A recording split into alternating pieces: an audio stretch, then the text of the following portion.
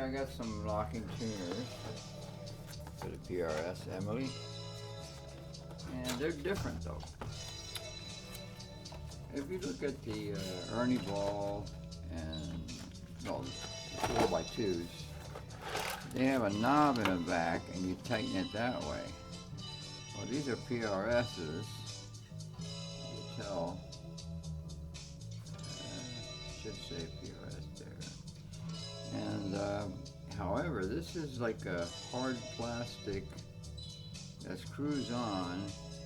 So I guess you put your string in there and you screw down on it until it locks. And that's how simple that one is. It looks different.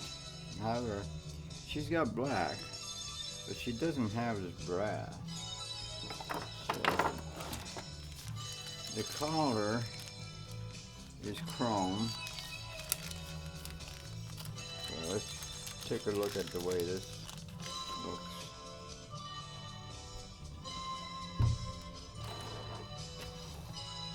Alright. Let's take this. It's going to go in the guitar. So it will expose that brass looking color. Not much though. It might look pretty kick. It'll definitely look custom. So Emily's no longer going to be stock. Emily is going to join the custom shop girls. You know, that's Melissa and Christina. But she's a high class custom shop girl. You know, complete with birdies and all. So I got some work to do installing these. I'm not going to bore you with installation details. It's pretty easy, self-evident. There's 3 on the plain side and 3 on the wound side, and you just got to figure it out. You can compare it to the ones that are already on there and get your bearings that way. So, that's pretty much what's happening at the custom shop. And kind of call it the Florida custom shop now. The Florida studio custom shop. Because the studio is here, Florida, instead of New Hampshire. And you guys have seen enough pictures to know what New Hampshire looked like. It was pretty good acoustics, bigger room. I only use a half a watt on the Katana, or the 10 watt. I use that too. I use tiny little amps too, like the baby Katana and stuff like that, and 3 watt cube. But I like the 10 watt cube. That's definitely a good way all around to go. And for the higher power stuff, then I have the Sheffield speaker inside of the TV Prowler. So it's an infinite baffle cabinet. And that's what I use. The Classic 30 also has its own cabinet.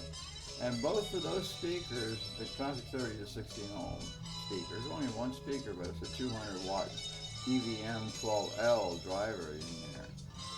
And with the Prowler, it's Sheffield 75 watts. It's mainly for texture.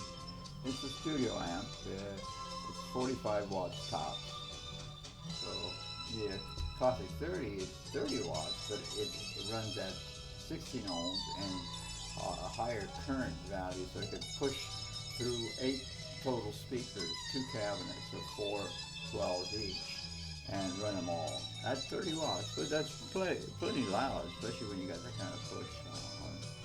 That designs 4 tubes instead of 2 tubes, like American design, 8 ohms.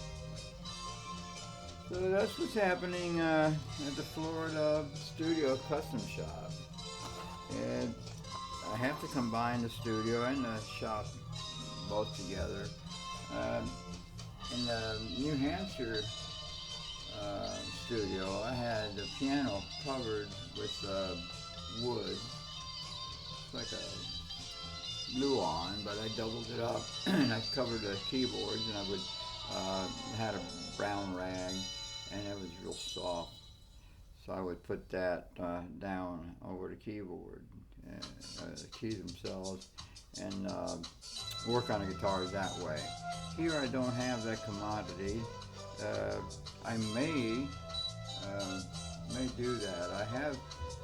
I have the plans, you know. I know how dimensions and stuff like that. All you have to do is take good care of the keyboard, the keys themselves, the area to be protected, and then you get a thick.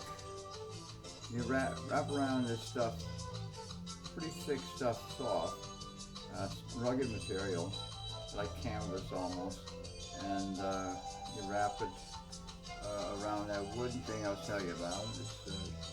It's the one that protects the keys for sure.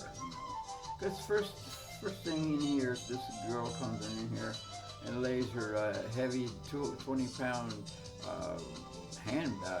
purse. I mean, this thing was huge. Right on the keys, and I said, you know, that's a piano right there. You know, so take care not to hurt the merchandise. You know. So, right, that woman is no longer plaguing my life with her this and that and the other. And that's pretty much it. I have a friend that's helping me with computers, and he takes them apart. And I said, look, just put those tiny little parts in the square job here, and we'll be all right. You know. Whenever I find something around the place, I'll just put it in there. So now, you see how they look.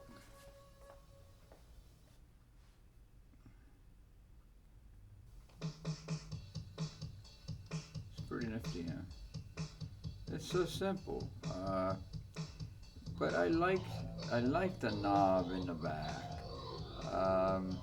The way Ernie Ball and Shaller does their 4x2s, but it's possible that they don't make the 3x3s that way. I don't know. Why would Paul Reed Smith go this route with it, you know?